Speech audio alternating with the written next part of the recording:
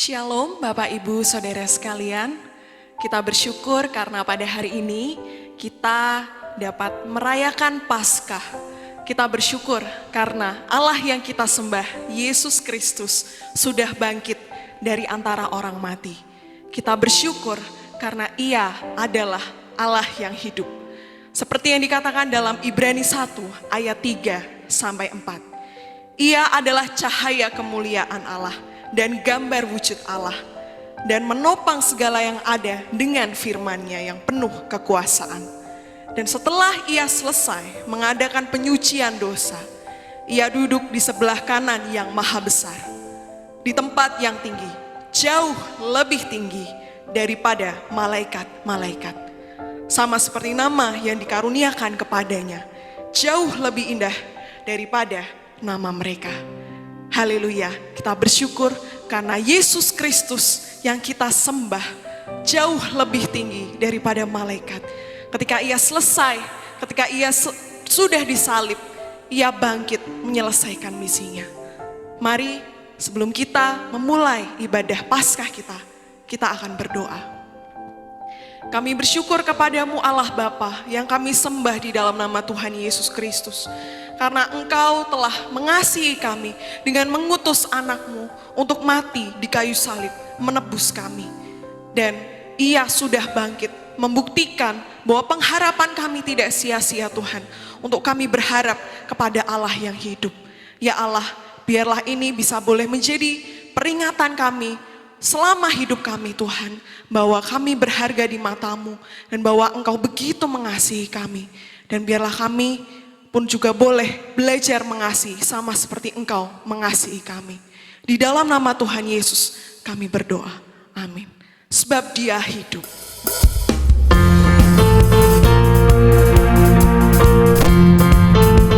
Haleluya, mari kita memuji-muji Allah kita yang hidup.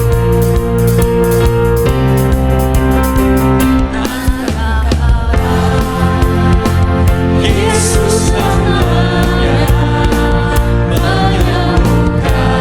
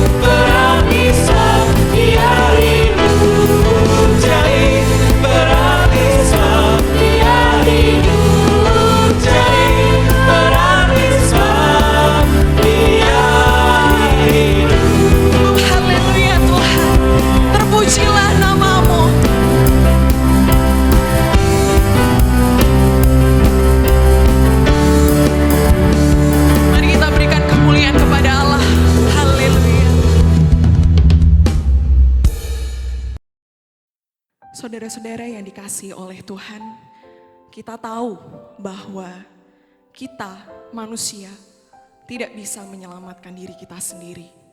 Dan kita bersyukur Allah Bapa membuat inisiatif untuk menyelamatkan kita. Dalam Roma 8 ayat 2 dikatakan, Roh yang memberi hidup telah memerdekakan kamu dalam Kristus dari hukum dosa dan hukum Taurat. Tetapi kita juga tahu bahwa kematian Kristus perlu didengar oleh semua orang. Karena semua orang sudah berdosa dan layak untuk mati. Mari kita merayakan rasa syukur kita sekaligus doa kita kepada Allah. Karena hanya Ia, Allah, yang sanggup menyelamatkan kita.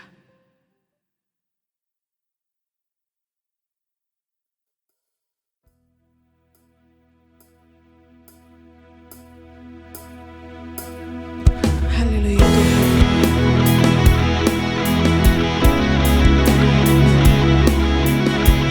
Hanya Ia, Allah, yang sanggup selamatkan.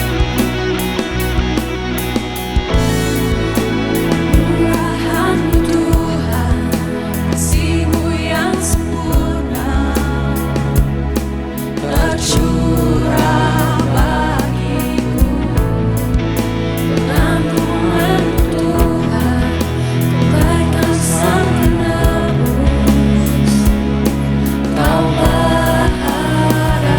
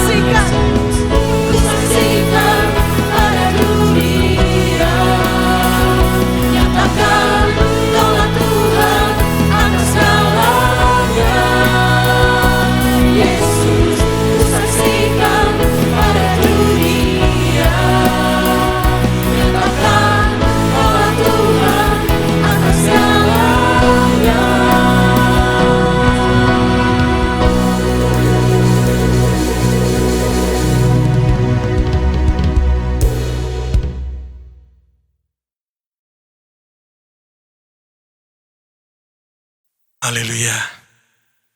Selamat pagi, saudara dikasih Tuhan. Selamat hari Paskah pada hari Minggu ini, hari kebangkitan Tuhan kita Yesus Kristus.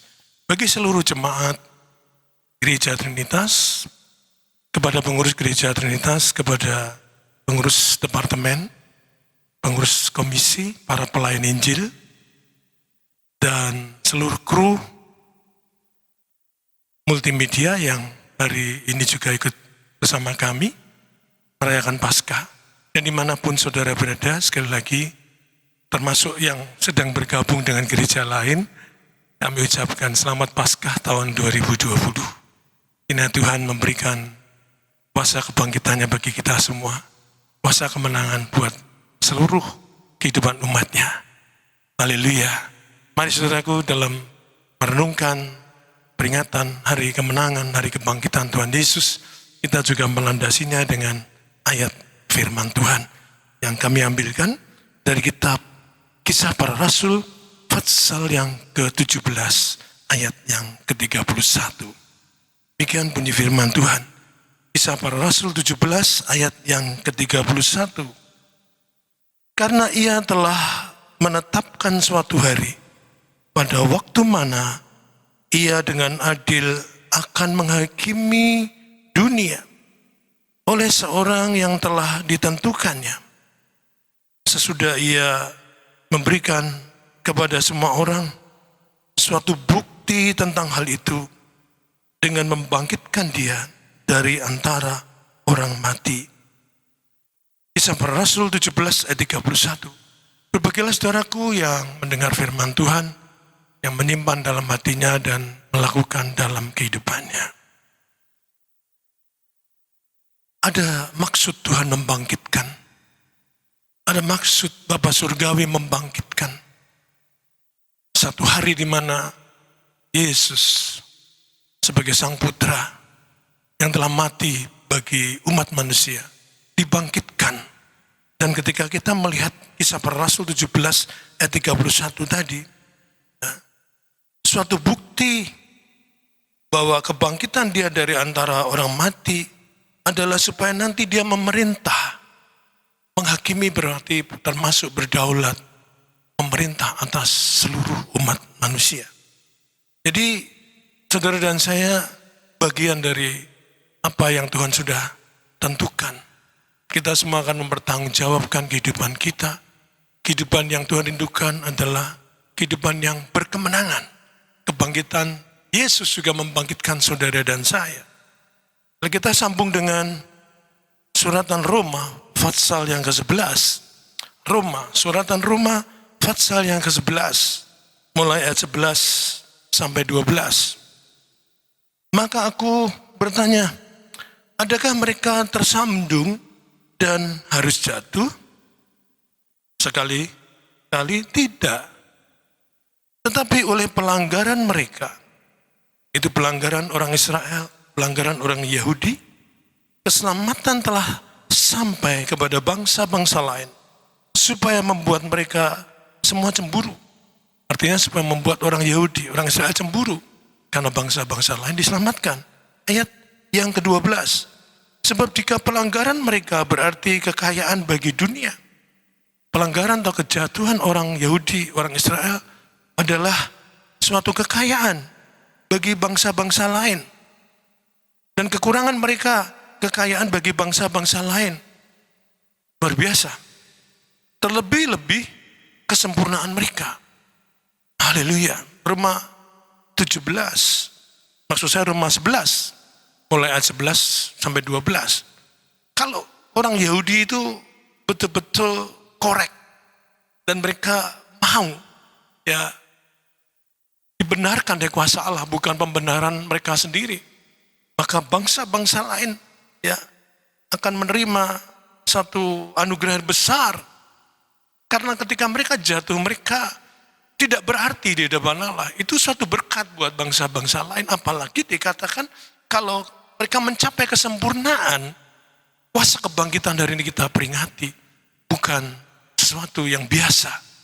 Jadi kalau kita belajar sejarah dari mereka, Yang pertama adalah tentang waktu Tuhan. Kita maunya waktu kita. Tapi yang pertama mari kita bandingkan kairos. Dan inilah waktunya Allah. Waktunya Tuhan. Kita bisa melihat tanda-tanda zaman yang belum pernah terjadi. Sebetulnya kami memasuki kairos, bukan lagi kronologi. Kita maunya habis minggu, minggu lagi. Habis minggu, minggu lagi.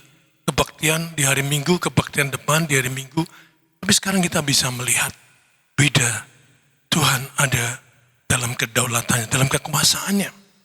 Jadi ketika ada kesempatan bagi Tuhan Yesus menyatakan kehendaknya seperti tertulis di dalam Injil Matius pasal 9. Ya, dikatakan di situ, mari kita lihat sebentar. Injil Matius pasal yang ke-9 ayat yang ke-23. Injil Matius pasal 9 ayat 23 sampai 25 itu dikisahkan bagaimana Tuhan Yesus memakai waktunya. Jadi dalam kisah ini saudaraku disebutkan ketika Yesus tiba di rumah kepala rumah ibadat itu dan melihat peniup seruling dan orang banyak ribut, berkatalah ia, pergilah karena anak ini tidak mati tetapi tidur. Tetapi mereka menertawakan dia, artinya mereka menertawakan Yesus. Setelah orang banyak itu diusir, Yesus masuk dan memegang tangan anak itu. Lalu bangkitlah anak itu, maka tersiarlah kabar tentang hal itu ke seluruh daerah itu. Nah saudara, inilah kairos. Orang maunya waktu sakit tadi, Tuhan Yesus segera datang dan menyembuhkannya. Atau paling tidak segera menolongnya sehingga tidak sempat mati. Tapi itu kronos, tapi Tuhan maunya pakai kairos. Yesus membangkitkan anak ya, yang ada di dalam kisah ini. Anak seorang yang bertanggung jawab atas rumah ibadat, yaitu Yairus. Nah, pada hari ini saudaraku, kita bisa melihat misi Tuhan Yesus lebih lanjut. Ya, ketika dia memakai kairos. Markus 5. Markus pasal yang ke-5 ayat 40 sampai ayat yang ke-42. Markus pasal 5 ayat 40 sampai ayat yang ke-42. Kita bisa membaca di sini.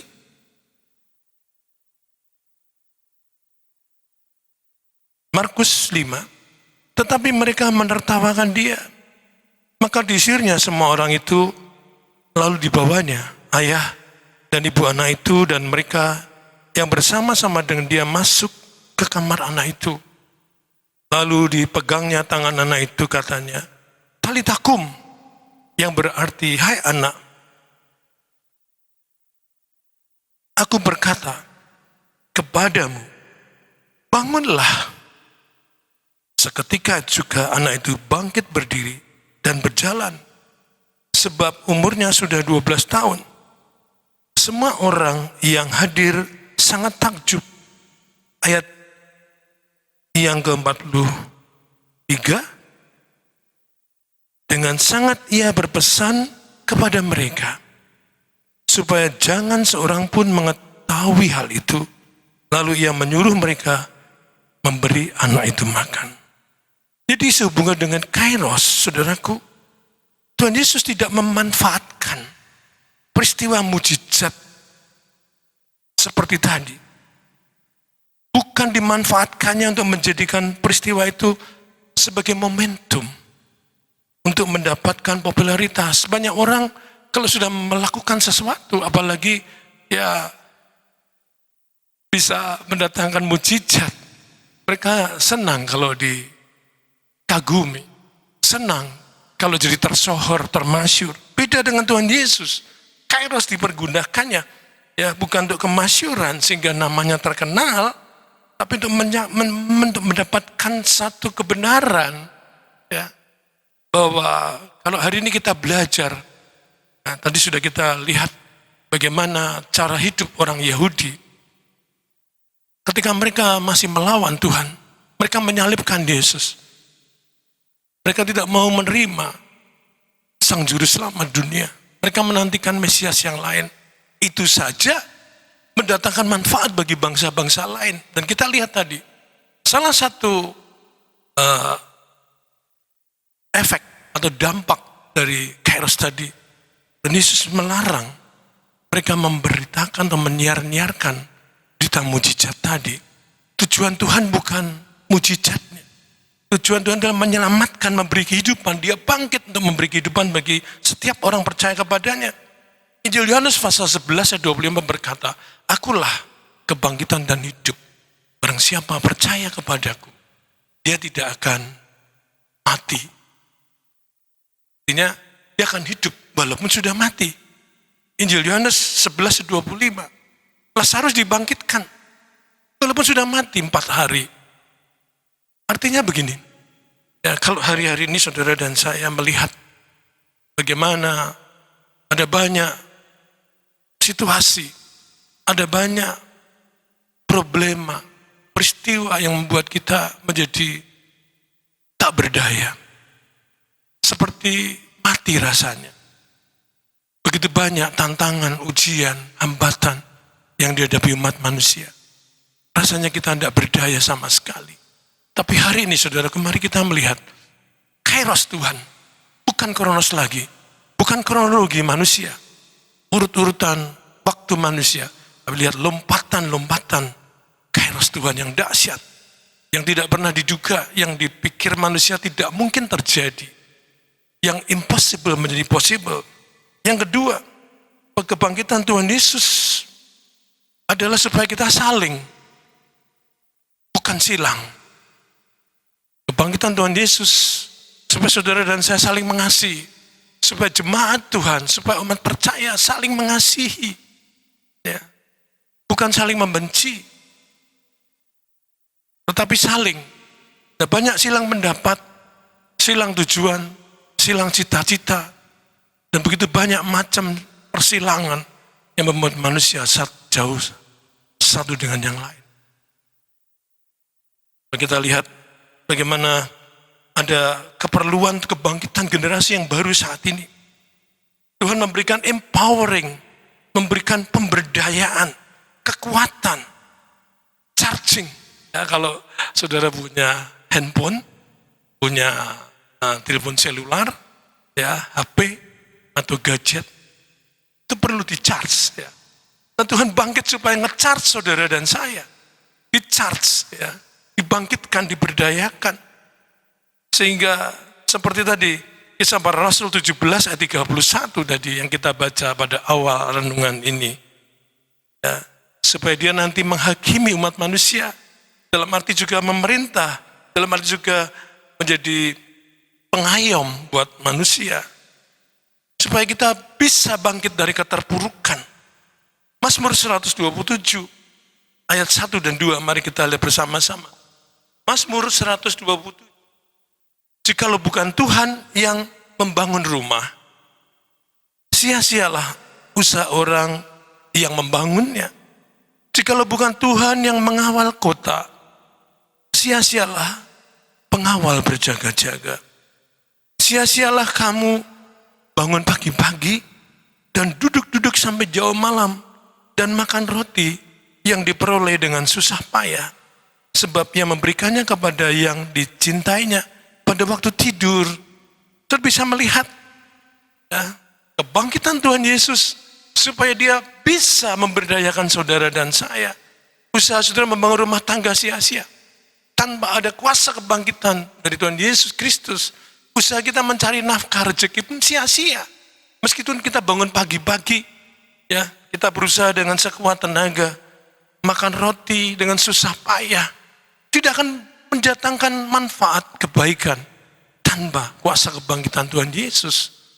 Sadarlah, kita mari bersama-sama menyerap, ya seperti apa dikatakan di dalam Alkitab, ya. Marilah kita mengalami kuasa kebangkitan Tuhan Yesus.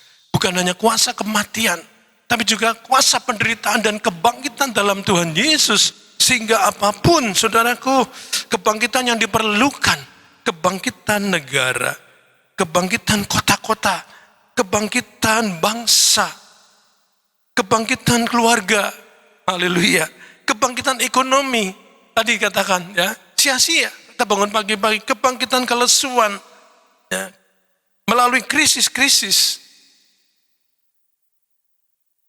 karir, krisis masa depan, krisis pekerjaan, krisis bisnis. Camkan sungguh-sungguh. Hanya kuasa Allah yang memungkinkan saudara bangkit, keluarga saudara bangkit, kita semua bangkit, gereja bangkit, bangsa dan negara bangkit. Haleluya. Ya, itu yang tujuan yang kedua. Jadi jangan malah kita silang. Ya, silang terus, bersilangan terus.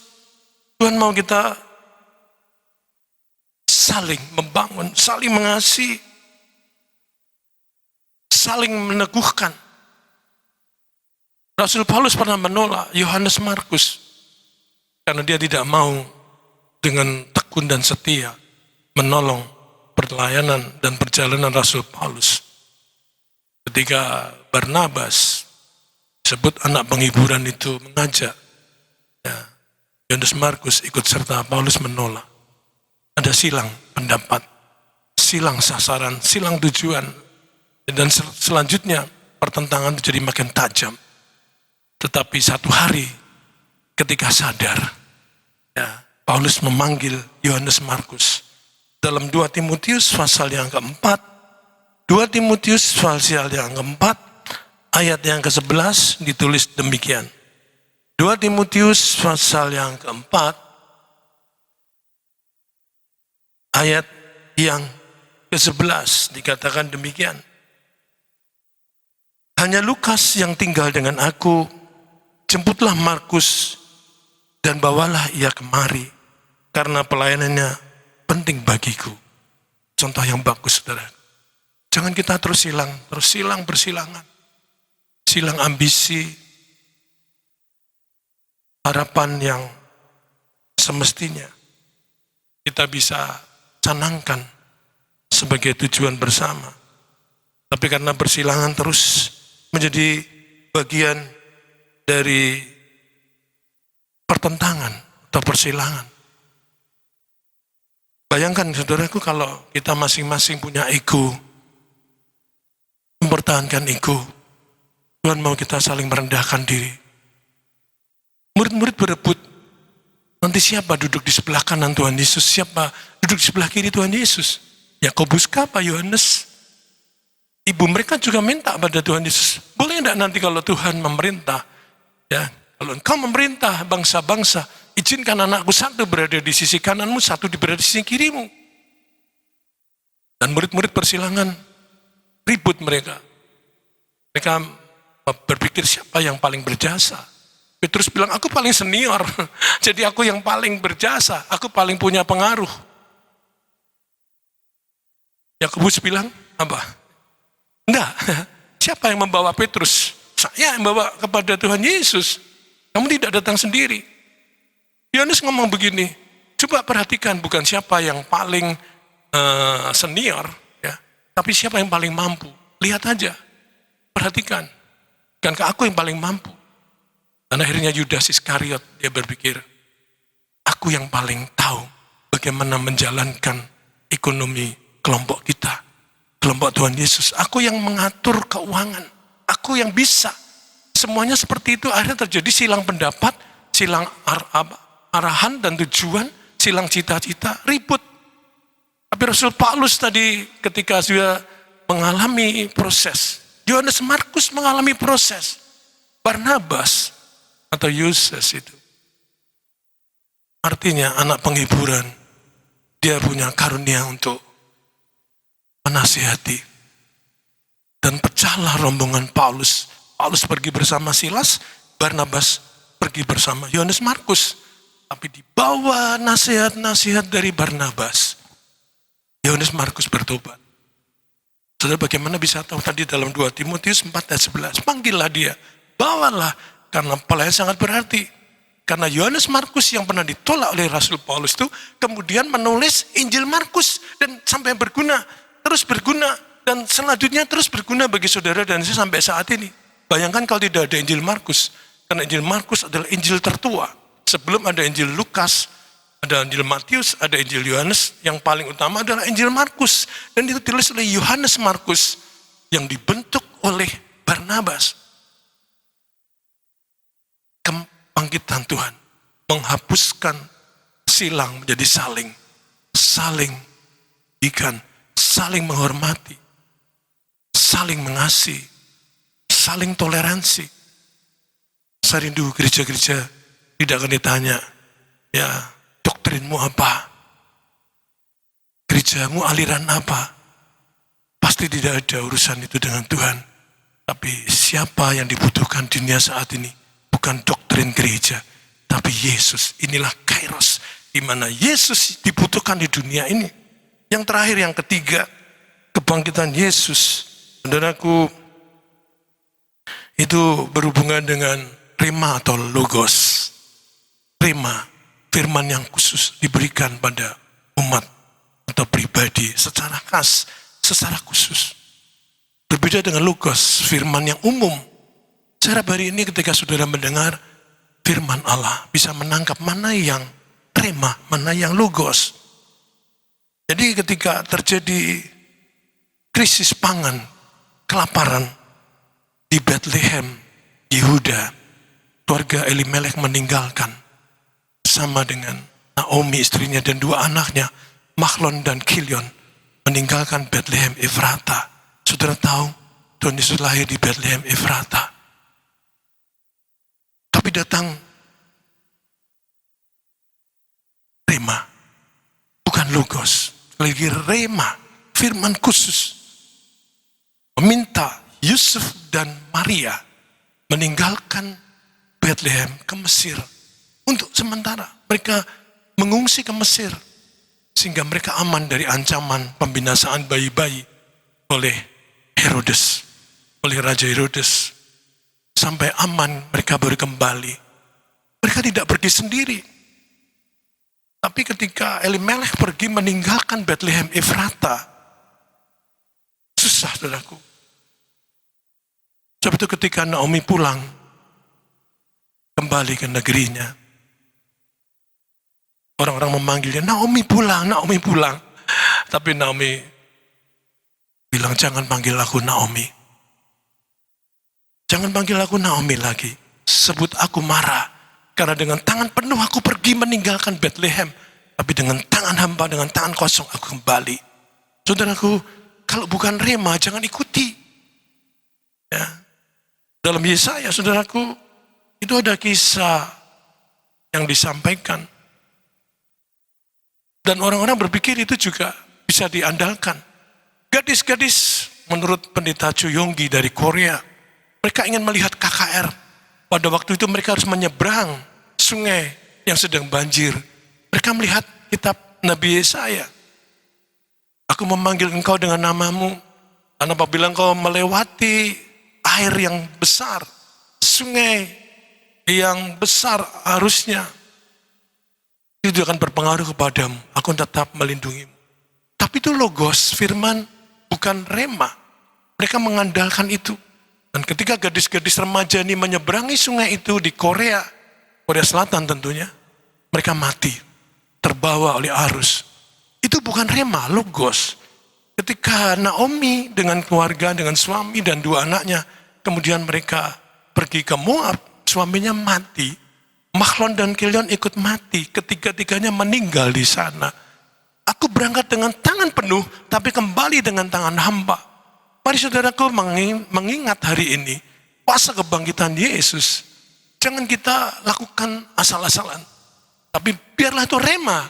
Rema yang mengatur saudara dan saya, dan percaya. Percaya saudaraku.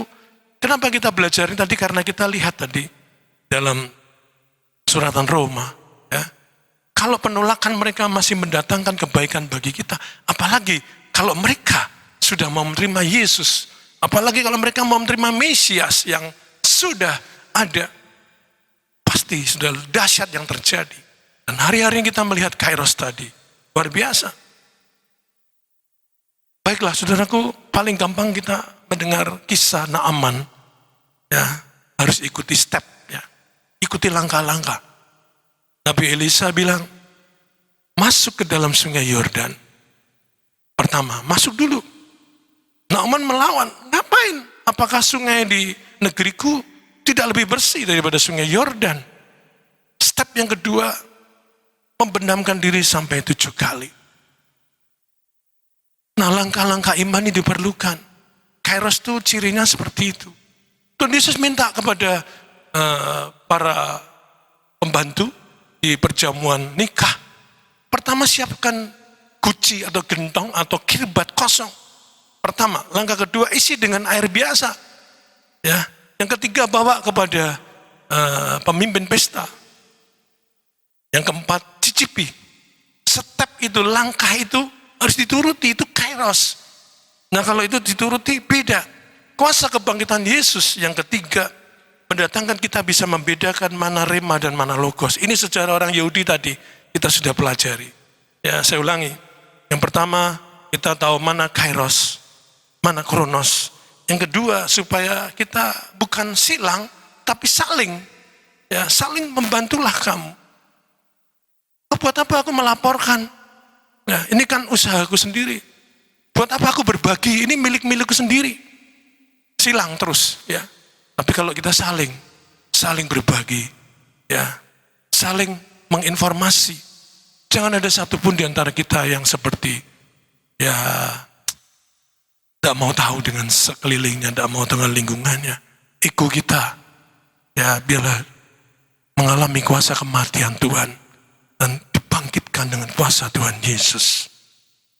Sehingga saudaraku, kalau Naaman tadi kemudian berendam atau mandi atau bahasa kita selulup di sungai Yordan sembuh, itu tidak berarti ada orang kusta lain masuk ke dalam sungai Yordan sembuh. Nah, karena bukan rema. Ya. Bahkan pada yang masuk sungai Yordan, aku orang kusta juga ikut-ikut. Ya, 7 kali sembuh, enggak sembuh. Bukan rema. Kuasa kebangkitan Tuhan buat saudara dan saya hari ini berada di tempat ini bersyukur. Dan bila kuasa kebangkitan Tuhan membawa saudara dan saya dalam kehidupan yang berarti bermakna. Apalagi waktu-waktu ini, waktu yang jahat. Ya, mari saudaraku, sebagai gereja, sebagai perhimpunan kudus, sebagai persatuan orang-orang kudus, mari kita benar-benar menjunjung tinggi, ya, kesempatan dan semangat Paskah seperti ini. The Spirit, roh daripada kuasa kebangkitan tadi. The Spirit of Passover, Spirit Paskah. Biarlah kebangkitan Tuhan mengalir, masanya mengalir, urapannya mengalir. Indahnya saudaraku hari ini, jangan sampai kita seperti dengan kehendak kita sendiri, tanpa arahan dari kebangkitan, kuasa kebangkitan. Sejarah orang Yahudi menolong saudara dan saya. Ketika kita kembali kepada renungan yang pertama tadi, Kisah Para Rasul 17, ayat yang ke-31. Karena itulah menetapkan suatu hari, pada waktu mana, itulah Kairos. Ia dengan adil akan menghakimi dunia, atau dengan adil akan memerintah dunia.